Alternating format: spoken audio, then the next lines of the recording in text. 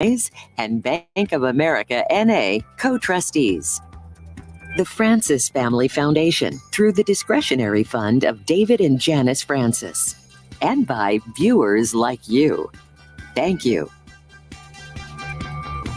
Hello, I'm Nick Haynes. If you watched the big vice presidential debate this week, you should know that was just a warm-up act for the show we have for you tonight. I know everyone's fixated on the race for the White House, but if your vehicle has just been broken into, you've been awoken by the sound of gunfire in the middle of the night, your business has been burglarized, or you've been terrorized by crime in your neighborhood, you should know Donald Trump or Kamala Harris aren't swooping in to resolve those issues for you. This week, you're going to meet some of the most important and overlooked players in the criminal justice system that, unlike, say, the police chief, you actually get to vote on and hold accountable at the ballot box. Later, we'll be heading to Overland Park for the Johnson County District Attorney debate. But first, the stakes are high in Jackson County this November as longtime prosecutor Jean Peters Baker announces she's not running for re-election after 13 years in the job. Today, I'm announcing that I will not seek another term as Jackson County prosecutor. Now, that makes me a little emotional, tearful. Well, picking a replacement for Jackson County prosecutor Ms. Baker may not be the top item on your ballot this November, but it's one of the biggest decisions Kansas City area voters have to make. Who should it be? Well, it's definitely going to be one of those two people sitting around the table with me this week. Republican candidate Tracy Chappell is the former prosecutor for the city of Blue Springs. She is a defense attorney now, representing clients in multiple county courts. Democrat Melissa Johnson formerly served as an assistant Jackson County prosecutor. She now serves in the mayor's office as the city's first director of public safety. I have to say there's a lot of headaches, first of all, Tracy, for being in this job. I know that Jean Peters Baker was getting death threats on a weekly basis. Her public safety was under threat. Her family's safety was under threat. Why do you need the aggravation of being in this job? Well, Nick, thank you so much for that question. I actually saw the direction that the current administration was going when it comes to prosecution, and it was not a direction that left us safe in our communities. As a matter of fact, it left people downright fearful because of the level of property crime that we're experiencing and the level of violent crime that we're experiencing. When I was a head prosecutor for the city of Blue Springs, I continuously saw felonies come across my desk, and they were not, because they were not being prosecuted at the state level, and they absolutely should have been. But they landed on my desk because the current administration yellow sheeted them, meaning they failed and refused to prosecute those cases. And so with my level of experience and my expertise, I said, why not let me be the person to make our communities safe again? Like it or not, we've got to witness firsthand how Jean Peters Baker has run that office. Yes. What is the biggest difference we would see if you're elected? One of the biggest difference that you're going to see when I am in that office is actually prosecuting drug cases. Since 2021, Jean Peters Baker has said, I am no longer going to prosecute drug cases unless there is a violent nexus with that. That is unacceptable, Nick. When I defend cases, mainly drug cases, and it's a Class D felony, the possession of a controlled substance, I am finding that people who are on wet or PCP, meth and heroin and fentanyl, those are highly addictive drugs. And so when these people are addicted to the drug and they can no longer supply that drug, they are now committing property crimes, violent crimes, and we are seeing those things on the rise right now. And so what I really want to do is get those people help, get them in a drug court. But if they refuse that type of treatment, then they have to go sit down, and that means incarceration. Melissa Johnson, what makes you better qualified for this job of prosecutor than your opponent? It is no longer sufficient, and this is according to the Missouri Association of Prosecuting Attorneys, to simply be a figurehead in the courtroom. In me, you're going to get somebody who is going to intervene in ongoing crime with the full force of the law, but I'm also going to work proactively to prevent crime before it happens. I am the only candidate in this race with felony prosecutorial experience and public safety administrative leadership experience as well. You know, you said about you can't be just a figurehead in the courtroom, but you would have to deal with some very big cases, whether it be things like mass murders, potentially serial killers, an officer who commits murder. What is the biggest case you have taken to trial as a lead prosecutor? Dwayne Toombs. Well, I was not the lead prosecutor. I was working with the lead prosecutor, but did work on the Dwayne Toombs first-degree murder case, wherein the victim actually was killed in front of his 3 young sons. And during that time, I was the prosecutor who my colleagues called on to get those young men, primarily young men of color, to cooperate and believe in the system. We could have not prosecuted that case without my involvement. We see the prosecutor as someone who stands behind a podium, and we see her on our local evening news pretty much almost every day of the week, it seems, these days. But yet some people have said this is an office, this is like running a 150-person law firm. Mm-hmm. That's how big this office is. Have you ever managed 150 people before? Not 150 people, but I have managed before. In my current role as Director of Public Safety, I lead a city task force that looks at commercial businesses that have had a plethora of public safety issues, representatives from every single city department, and that is over 50 individuals. And so I'm very confident in my leadership abilities as well. How about for you, Ms. Chappell? Have you ever managed 150 people before? I have never managed 150 people. However, I will tell you, when looking at my experience as the head prosecutor for the city of Blue Springs, Nick, I had to train police officers. I am the only one in this room who has actually trained police officers on Fourth Amendment issues. Those are expressly the issues that we will be dealing with as the next Jackson County prosecutor. I have trained my prosecuting attorneys. I have also trained staff on what to do in legal situations. I have established policies and procedures on how to operate in my office. So when I look at those things and I compare myself with the opponent, I understand that she's the director of public safety, but she is the only individual in her office. So essentially, it's the director of no one. And so when I'm looking at that and I look at my experience that I currently have, I have experience that makes me readily available to walk into that job on day one. Like to respond to that? I would.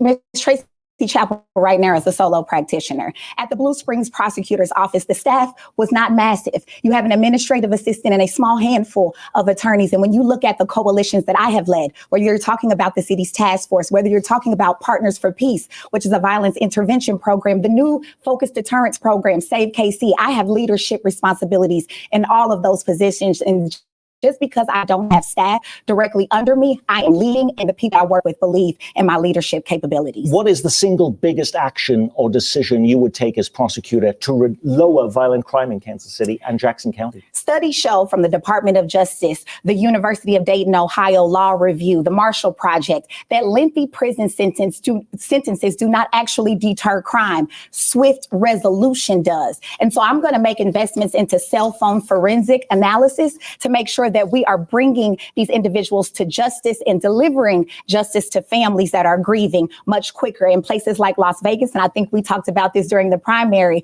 where they do those cell phone analytics within 48 hours. They have an over 91% clearance rate, and it happens quick. It is certain. And the more we can strengthen our cases, the more we can bring people to justice in an expedient way. The single biggest decision you would make as prosecutor to reduce violent crime in Jackson County is what? Nick, we're going to have to get back to the old school. We're going to have to start community prosecution. What that means is we're going to have satellite offices for our prosecutors in the police departments. We're going to do that early and often to help them with their investigations, because when police officers have good investigations, when they're able to get questions, answers from the prosecutor swiftly and efficiently, when they can have good investigations, then we can, as prosecutors, do our job effectively and swiftly. Now, I will tell you this, when I hear about cell phone analytics, that is not a function of the Jackson County Prosecutor's Office. That is a function of the police department. And so my opponent at some other forum has basically stated that she is going to defund the police and take combat funding that is designated for police officers. She would take $2.1 million of their funding and put it towards cell phone analytics.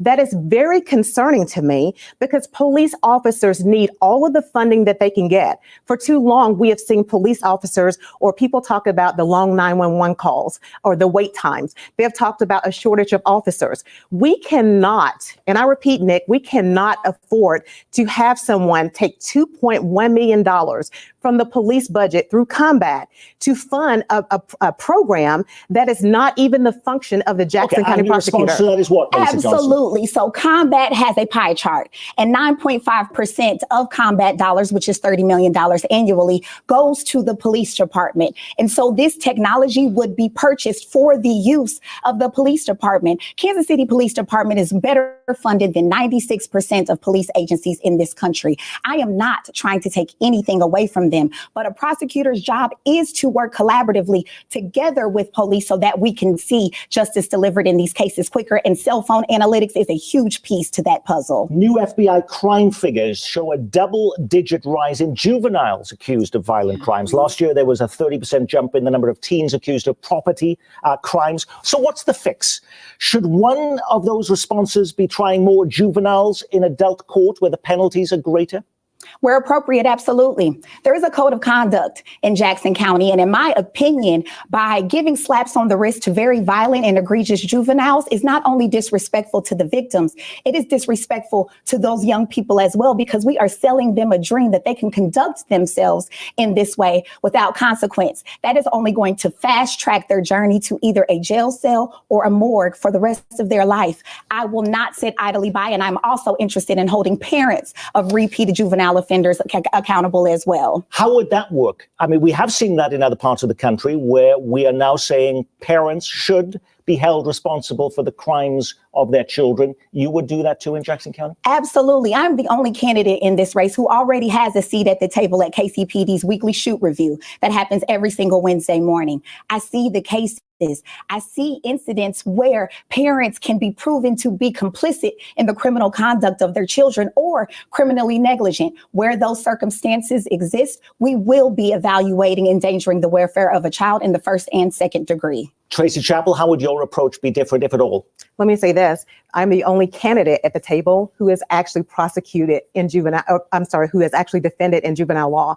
So I actually had a first-hand seat at the table dealing with juvenile defendants, dealing with their parents. And it really is a unique situation that parents and juveniles find themselves into. And so as the next Jackson County prosecutor, I'm finding that the attorney for the juvenile officer, they rarely certify juveniles as an adult on cases that I actually think that they should. I have had cases where juveniles have stolen a vehicle, and inside of that vehicle, they have had their AR-15 with them. It was locked, loaded, and ready to go. And thank God the police got behind them and thwarted that situation. But the attorney for juvenile officer decided not to certify a case like that. So as what I understand, and speaking with them, before they certify a juvenile defendant, they will actually get on the phone and call the Jackson County prosecutor and ask them the question: if we move to certify this individual as an adult, will you prosecute them as an adult? And time again, what we're hearing is that the current administration is saying, we will not do that. But as your next Jackson County prosecutor, because I understand and I've been there, when the attorney for juvenile officer actually says, we want to certify them, I know that that is heinous enough where I will actually step up and do my job, and I will actually prosecute that person as an adult. With a wave of car thefts and home break-ins, one of our viewers, Thomas, wrote to us. He says, whoever is willing to prosecute property crime gets my vote. Is that you or you? Definitely me. Okay. And I have actionable, realistic strategies to get us there. If you look at the data, once a property crimes case gets in the door, they are being charged by Jackson County to the tune of 86%. And this is not just based on Jackson County Prosecutor's Office data, but KCPD's own 2023 annual report as well. So how do we work collaboratively to get more cases in the door is problem number one. And then problem number two, we need to expand the office's capacity to be able to handle that increase in cases. The Jackson County Prosecutor's Office is fully staffed. Community prosecution is not a feasible way forward because we can't tack on additional caseloads to an already full staff with full caseloads. So I am going to actually deploy prosecutors to the scenes of different high shoplifting areas, to homes where the cars have been stolen, to do a preliminary review of evidence and then engage PD to actually work up the case. And I will also start a brand new property crimes prosecution division that will be staffed with attorneys and law students so that we can expand our capacity and actually be able to hold more people accountable. Last year, 9,063 reports for stolen auto taken by KCPD. We need a lot more bodies to be able to handle that influx of cases. Thomas, don't make your voting decision yet, because that was only Melissa Johnson's response, because we haven't heard from Tracy Chappell. Are you going to be the person who's going to solve the property crimes? Absolutely. And I want to say this. What I'm continuously hearing is when I talk about prosecution or I'm going to be in the courtroom and doing these things, I am hearing this is when I talk about experience, I'm talking about my experience with the law. When I hear my opponent talk, I hear her time and time again talk about programming in Las Vegas, programming in Portland, and other places, programming. Frankly, Nick, we are programmed out, okay? So when we are looking at these property crimes that we are currently seeing and the rise of them, what happened is the prosecutor's office did not get in front of it. So we're looking at the back end of it. When I hear that the prosecutor's office is actually prosecuting, they're getting 1% of these property crimes and they're prosecuting 86% of that is... I have to disagree with that wholeheartedly. As the head prosecutor in the city of Blue Springs, I cannot tell you the times that I have gotten tamperings in the first degree, which is a car theft, come across my desk because the prosecutor's office failed and refused to do their job. So with that said, police officers have gotten sick and tired of taking those cases to the prosecutor's office only to be told that we're not going to prosecute those. So they're not including that in the regular numbers when they're doing their statistics. I can tell you that because I'm not talking about a program in Portland or anywhere else. I am talking about, as a head prosecuting attorney, what I saw. And that is not just in Blue Springs. That's in Kansas City. That is in Lee Summit, that is in Independence. It is in every policing municipality that is in Jackson County. You have to prosecute these cases because I can't tell you, Nick, and I'm going to, But Jean Peters Baker has been going public now, blasting people who have this, what she says is a myth about what's happening here. Of the 1,600, she says, reported burglaries or break-in, only 81 cases were submitted to her office, she says. Out of nearly 9,000 theft offenses, only 52 cases were presented to her office. So is it really her being soft on crime, not prosecuting, or something else happening there? Nick, she has always been soft on crime. She has been soft. She says she's not getting those cases coming to her from the police. Well, I was getting those cases coming to my office as the head prosecutor for the city of Blue Springs. And in getting those cases, I actually consulted with the head prosecutors in other jurisdictions in Jackson County to ask them, are you getting strangulations? That's a felony. Are you getting tamperings in the first degree? That's a felony. Yeah. So is it not prosecuting, or that simply the prosecutor is not getting those cases brought to them by the police? This exchange is very concerning because if we aren't accurately diagnosing the problem, how can we devise real solutions? It's not just based off of Jackson County Prosecutor's Office data, but KCPD's own data as well. And I do want to clarify one point. There is a big difference between a program and an enforcement strategy. Everything that I have discussed today are prosecutorial and enforcement strategies that actually strengthen our cases, increase our clearance rates, and decrease case dismissals. And I understand that my opponent might not know the difference because her extensive prosecutorial experience was handling traffic tickets. I'm wondering, though, how you're going to achieve some of the results you talk about with these initiatives, especially when every night of the week, it seems, we can hear about someone in Kansas City who is on hold for 3-4 minutes or longer to get a response from 911, an acknowledgement from the city manager that, quote, we don't have jail space, so we have to release people early. So even with all of these ideas, are those for naught if we don't fix those things? Well, the city jail issue is separate and distinct from the Jackson County Detention Center issue. There's currently 876 beds at Jackson County. They've already broken ground on the new facility that will have 1,000 beds. And the way that my strategies are designed to fix this issue is collaboration.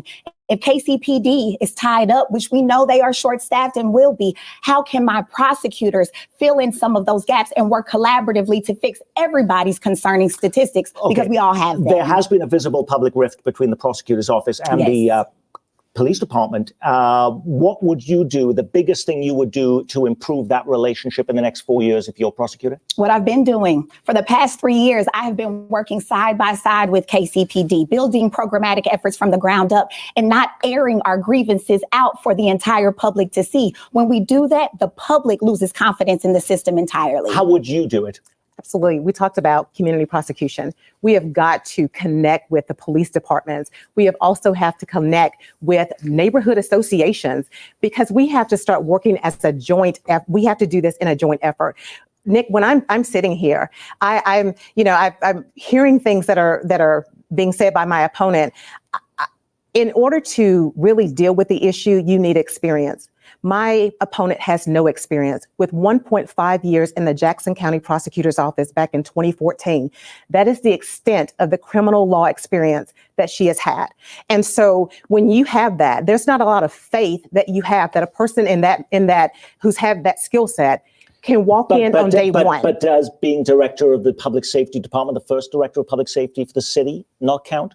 Listen, there's no one in there but her. She's the director of no one. And when you go into the Jackson County Prosecutor's Office, I think you said it yourself, you are looking at managing, training attorneys. When you've never trained an attorney and you yourself only have 1.5 years of experience, you still need training yourself. Okay, does that put you at a disadvantage, Melissa Absolutely Johnson? not. And when we're talking about experience, we have to tell the whole story. I have a decade of public safety experience, felony prosecution, combat commissioner, clerking for a federal judge who handled criminal cases, and director of public safety. But it's important to tell the whole story because my opponent was actually fired from the Jackson County Counselor's Office, according to a Star article in August of 2016.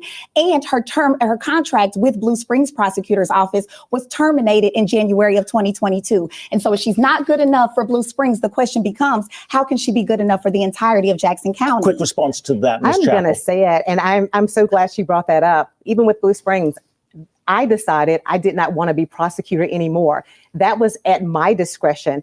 We can ask Carson Mayor Ross. That is a person who appointed me. And I'm totally okay with that. But time and time again, when you find an individual who has 1.5 years of experience and who has misled Jackson County by saying, I've tried a case, I've tried a murder, I've tried an assault. This individual has not tried any cases. And when put to the test by her former opponent has said, I thought Tracy was asking, what did I work on? This is not a job that's fly by night, learn on the job, or a job about programs. This is a job about going in on day one and being able to fortify that office, being able to have the experience that people will follow. And I can tell you right now, Nick, the older attorneys or the more senior attorneys, they cannot get behind somebody that actually needs training themselves. I understand you can talk all you want to about programs, but when you don't have experience with the law, when you don't have experience with training officers, and I don't mean walking alongside officers in the streets or the mayor or the city council, but real evidence. You have made your case there. You mentioned a little bit a while ago there about discretion, and certainly prosecutors have wide discretion to decide which cases to take, which to drop. Current prosecutor Jean Peters Baker didn't prosecute marijuana possession cases, notified the KCPD to stop sending her office hundreds of low-level drug crimes, wouldn't prosecute abortion-related crimes, supported Kansas City's decision not to enforce new transgender restrictions passed by the Missouri legislatures. Those were her choices.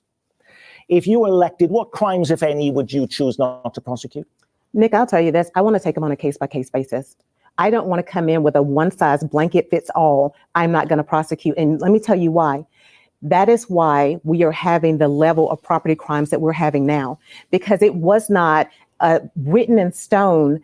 I'm not going to prosecute these car theft cases. It just didn't happen. And when you walk into an office with a one-size-fits-all blanket policy and saying, I'm just not going to do this, I'm not going to do that, you are telling criminals it is okay for you to do this crime, and this crime. And because we are in a crisis, we do not have the luxury of walking into that office saying what we will not try. Okay, Melissa Johnson, are there crimes you would say, no, we're not going to prosecute if I'm in that office? Reproductive care providers are not criminals. So I will not be prosecuting those cases under the current abortion ban. In addition to that, which I do want to make clarifying that that is a difference between my opponent and I. But in addition to that, lower level non-violent drug offenses.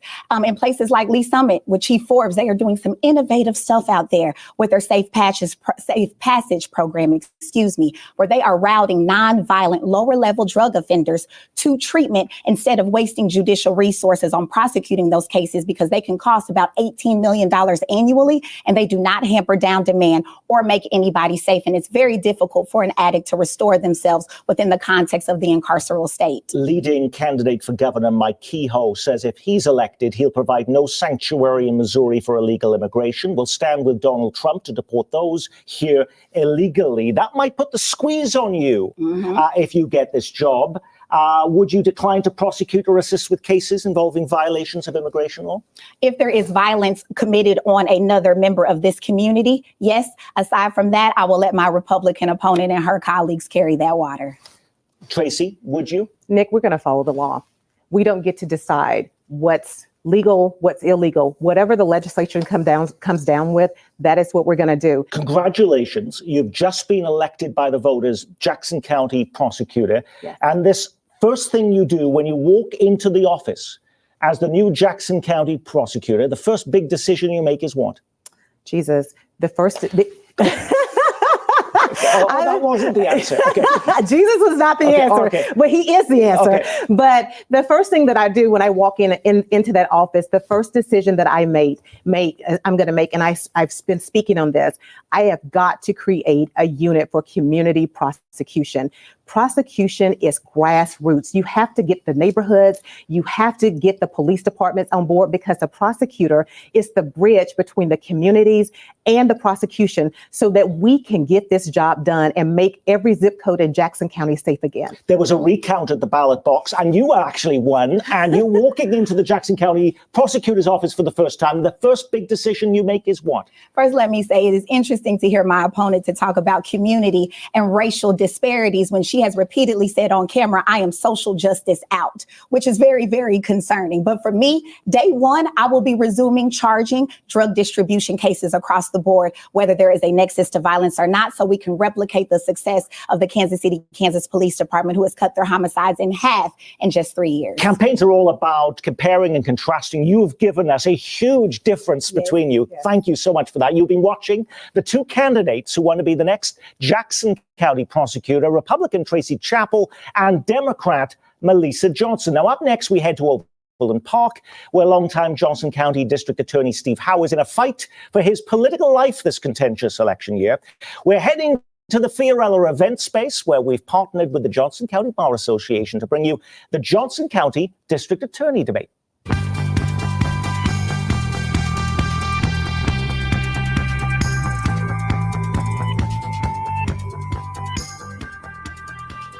Steve Howe has been